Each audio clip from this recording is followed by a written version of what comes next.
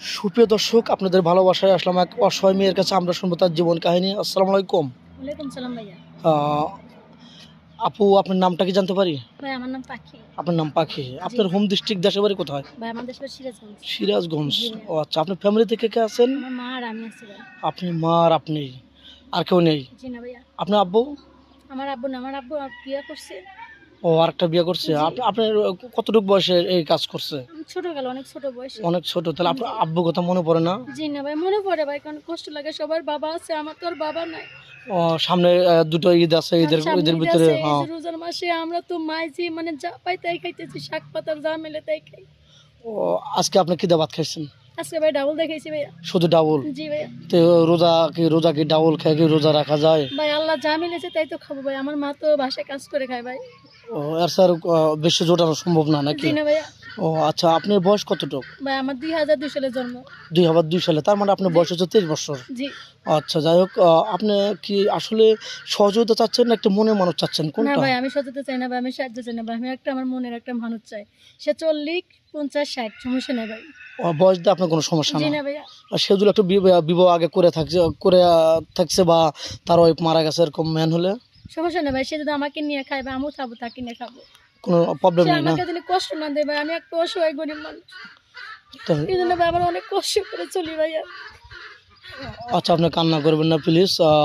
আপনাকে আপনার যে শরীরে পোশাকটা দিচ্ছেন বা আপনার থ্রি পিস পরছেন, এটা কি আপনার? না জি না ভাই, এটা আমার আম্মু বেজে বাড়িতে কাজ করে এই বাড়ি ওই এলাম বেতন ভাই। চায় নিয়ে আসছে? জি। ও, তাহলে খুবই কষ্ট আপনার না? অনেক করে। পড়াশোনা কি করছেন আপনি?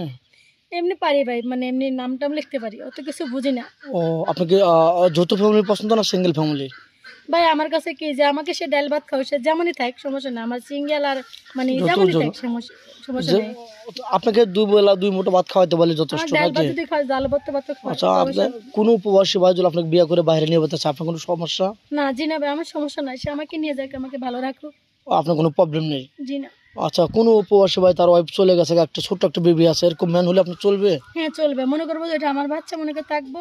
আবার কষ্ট দেবেন না তো? জি না ভাই, সব মেয়ে কি খারাপ ভাই বলে? না না না, সবাই খারাপ না। সবাই তো খারাপ না, আর আমরা তো ভাই অনেক কষ্ট করি, তাই তো ভাই বলছি। আমি তো এরকম মনের মানুষ এখনো পাইনি। দেখেন, আগেও মনে হয় ভিডিও করেছে, আমাদের চ্যানেলও করেছে, এ পর্যন্ত কোনো সাড়া পায় না। মেয়েটা খুবই অসহায়, একটা বাড়ি আছে, আর নেক্সট আমি তার বাড়িও দেখাবো ইনশাল্লাহ। তো যাই হোক, আর এই যে ইফতার করবে এটা আমাদের বাড়ি, ওই দেখেন ওটা আমাদের ঘর। ভাঙা বাড়ি না? জি জি। আচ্ছা, আজকে আর না দেখে পরে আমি দেখাবো ইনশাল্লাহ। যাই হোক, মেয়েটা, আপনার কি ফোন আছে?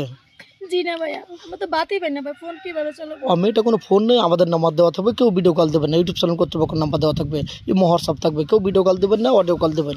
ভিডিও কল দিলে ব্লক করতে বাধ্য হবো। আপনি কি মুসলমান? জি ভাইয়া। নামাজ কালাম তো পড়া হয়? জি।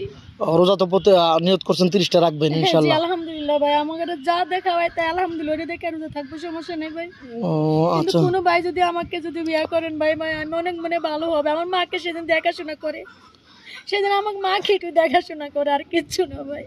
আচ্ছা, আর কান্না করবেন না। আমি সাধ্যমতো চেষ্টা করবো আপনাকে ভালো একটা স্বামী উপহার দেওয়ার জন্য। তো ভালো থাকবেন, সুস্থ থাকবেন। এই